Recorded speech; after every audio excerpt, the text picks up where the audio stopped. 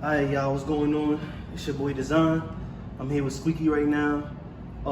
This is our first episode of Expansion 101.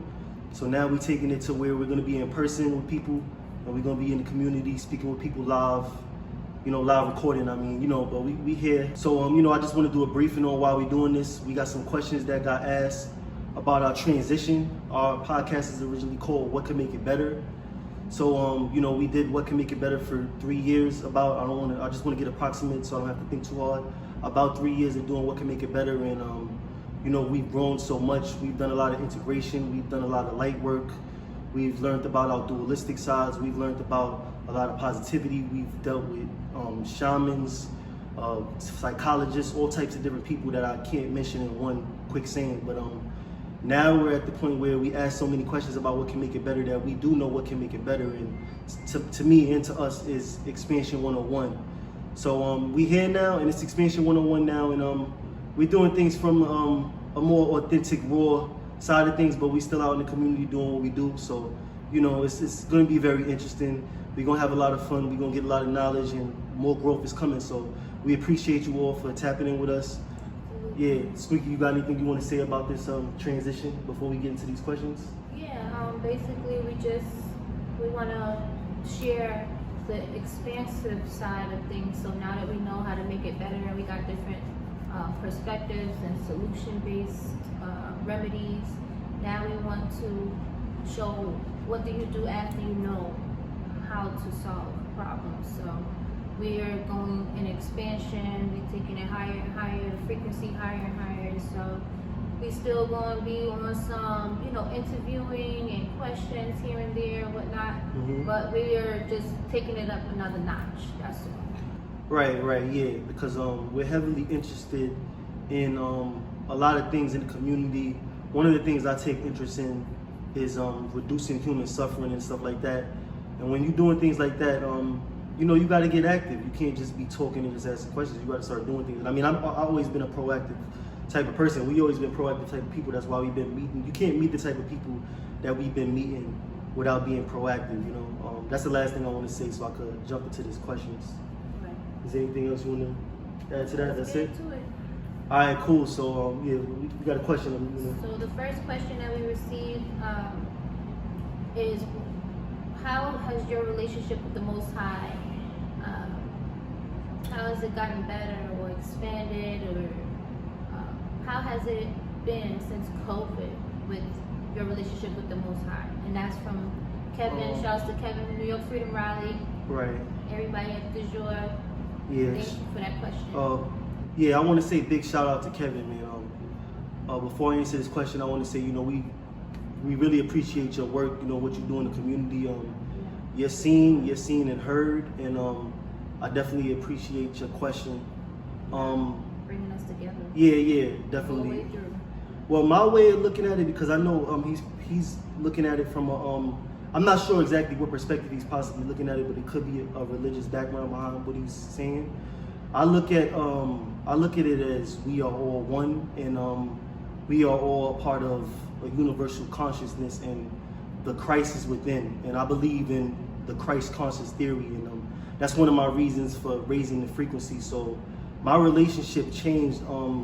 I kind of started to get away from religion only because I just don't like the separation that religion does. I've seen people be in the same family, and then somebody that's Muslim not get along with somebody that's Christian because one believes in Allah and the other one believes in Jesus. And it's just to me, it's why should we put our love in a box? You know what I mean? So the way I look at it is we're all a piece of Christ, and if you're doing any kind of light work, then I'm sure that Christ will be pleased with whatever you're doing. As long as you're doing something that's giving people knowledge and enlightening people, I'm sure Christ could have a conversation with that person and be like, thank you for being a part of this, and I like to see your journey, and thank you for helping people. I'm sure he wouldn't care, if you were Christian or if you were, or whatever it is, whatever religion, anything like that. So I look at it as a universal thing. My love is endless. You can't it's no limitations on the love I have within. It's a very astronomical type of perspective I have. So that's the best way I could put it to answer this question. So for me, I'm non-denominational. I don't put myself in a box. I always say I'm an unconventional type of being, spirit, and I had different backgrounds growing up, even now. So got a mixture of all religions, and I've seen it all. So I never understood the whole separation thing or the hatred because I have everybody in my bloodline. So it's kind of confusing to see that growing up, you know. So I've always, like, I agree with design. I always say that we all are one. We all come from one creator. And the Most High created every single different kind of being in this whole realm. So it's like, how can you hate one another when we all a part of each other? So my relationship grew stronger after COVID, during COVID. Before COVID, it was very shaky for many of us and myself. But for me, after COVID, my relationship grew so strong with the Most High. It's unbelievable how I'm being used. My example, that the light He put in me is being used on a bigger platform than what we expected from when we started.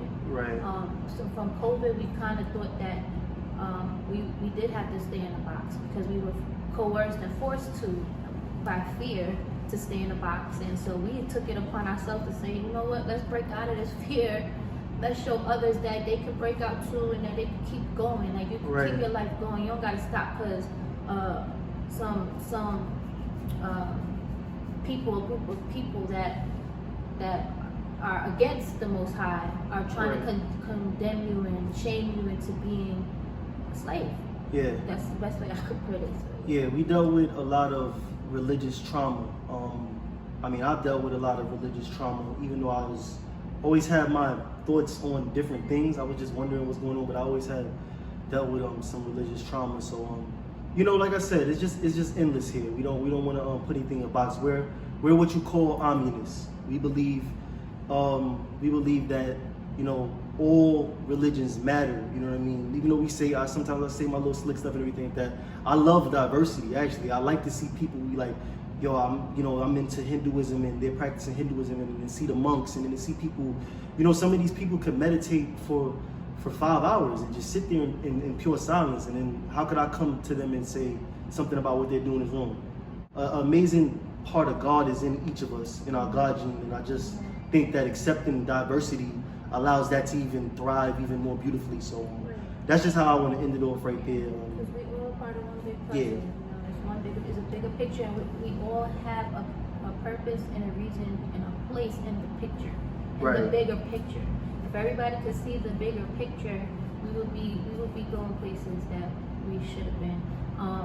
Also, God, the Most High, is omnipresent, and that means He's everywhere. Like, so we're everywhere. We travel freely. You know what I'm saying? Like, we don't need up to permission to travel nowhere as spiritual beings. And what the work we're doing right here with this expansion podcast and the messages we putting out is to go everywhere freely throughout the universe, right? So I don't think that it's like what they're doing with education right now, how the teachers are trying to force the kids to do this one way of doing the math problem.